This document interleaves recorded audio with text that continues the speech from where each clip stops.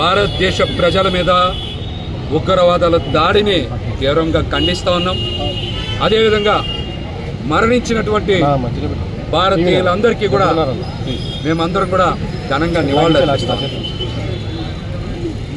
ఈ రోజున భారతదేశంలో మతాల మధ్య చిచ్చు పెట్టాలని ఉగ్రవాదులు కుట్ర పన్ని కావాలనే హిందువులని ఒక టార్గెట్ చేసుకొని ఈ యొక్క హింసని చేయడాన్ని భారతదేశ ప్రజలందరూ కూడా చాలా జాగ్రత్తగా గమనించాలి. ఎందుకంటే మనం మతాన్ని 1947లోనే జయించాం. కానీ ఈ రోజుకి కూడా పాకిస్తాన్లో కానీ అదేవిధంగా కాశ్మీర్లో కొంతమంది తీవ్రవాదులు కానీ ఏదో రకంగా హిందువుల మధ్య ముస్లింల మధ్య ఇతర మతాల మధ్య చిచ్చు పెట్టాలని వాళ్ళ యొక్క పబ్బం గడుపుకోవాలని ఈ యొక్క కుట్రలు చేస్తూ ఉన్నారు. అందుకనే హిందువుల్ని లక్ష్యంగా చేసుకొని ఈ దాడులకి తెగబడ్డారు. వారి యొక్క కుట్రలని మనం చాలా నిష్టంగా తిప్పికొట్టాలి.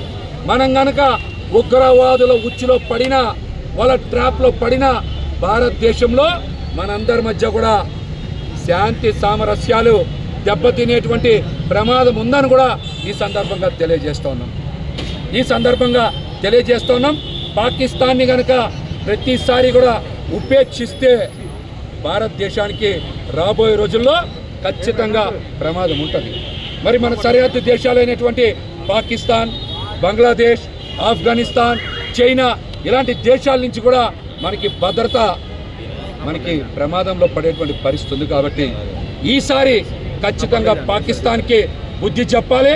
ఉగ్రవాదాన్ని భారతదేశంలో రూపు మాపేలాగా నరేంద్ర మోడీ గారి ప్రభుత్వం చర్యలు తీసుకోవాలని కూడా మేమైతే కోరుతా ఉన్నాం. అదేవిధంగా నిన్న భారతదేశంలో భిన్నత్వం ఏకత్వం అని అందరూ కూడా చాటి చెప్పారు. అదేవిధంగా అఖిల పక్షం సమావేశానికి కూడా అన్ని పార్టీలు హాజరై దేశమే మొదట అనేటువంటి నినాదం కూడా పోయిందని కూడా ఈ సందర్భంగా మేము తెలియజేస్తున్నాం. ప్రజలందరూ కూడా అప్రమత్తంగా ఉండాలి. మతాల మధ్య విద్వేషాలు రెచ్చగొట్టేటువంటి ఇటువంటి టెర్రరిస్టు దాడుల్ని తిప్పికొట్టడంలో మనందరం కూడా ఐకమత్యంగా ముందుకు సాగాలని కూడా తెలియజేస్తాం. భారత ప్రభుత్వం మృతి చెందినటువంటి ప్రతి ఒక్కరిని చాలా గొప్పగా ఆదుకోవాలని ఈ సందర్భంగా తెలియజేస్తా.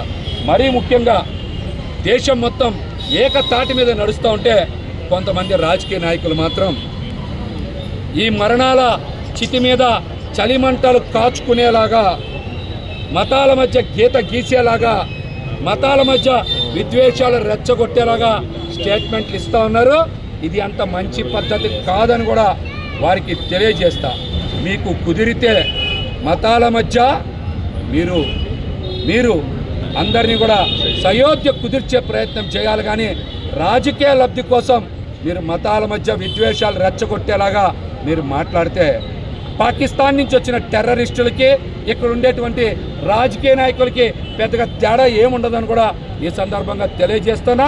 ప్రజలు కూడా ఈ అంశాన్ని గ్రహించాలి. ఉగ్రవాదం మీద ఉక్కు పాదం మోపాలని కూడా ఈ సందర్భంగా మేమైతే తెలియజేస్తున్నాం.